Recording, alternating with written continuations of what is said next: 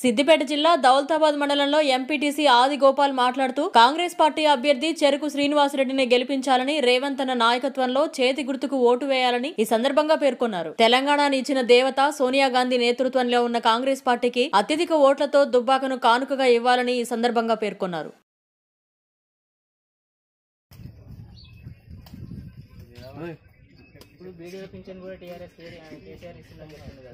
కేసీఆర్ ఇట్లా మోడీ కొన్నేస్తుడు, ఈయన కొన్నేస్తుడు. మొత్తం కేసీఆర్ నుంచి ఏం వేస్తలేడు, మాకు అర్థమైంది.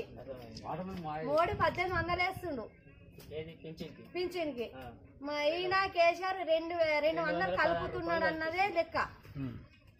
అది మాకు మేమైతే చదువుకోలేము, మాకు కొంచెం అర్థం అంతే. మోడీ వరకే చాలా వరకు మోడీదే ఉంది.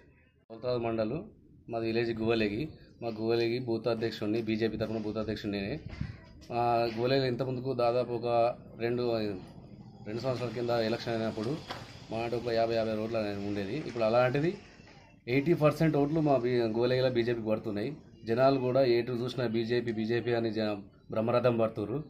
మా అన్నలు అక్కయ్యలు అందరూ కూడా బీజేపీ రగనను గెలిపిద్దాము, అసెంబ్లీకి రగనను పంపిద్దాము, ప్రశ్నించే గొంతు రగన అవుతాడు అని జనాలు మొత్తం ఓపిక అందరు ఎదురు చూస్తే మాకు ఓట్ల గురించి ప్రతి ఇంటికి పోయినా మేము బీజేపీకి వేస్తాం, టీఆర్ఎస్ అనేది లేకుండా చేస్తాం, బీజేపీకి వేస్తామని జనాలు ప్రతి ఒక్కరు మాకు బ్రహ్మరథం పడుతున్నారు.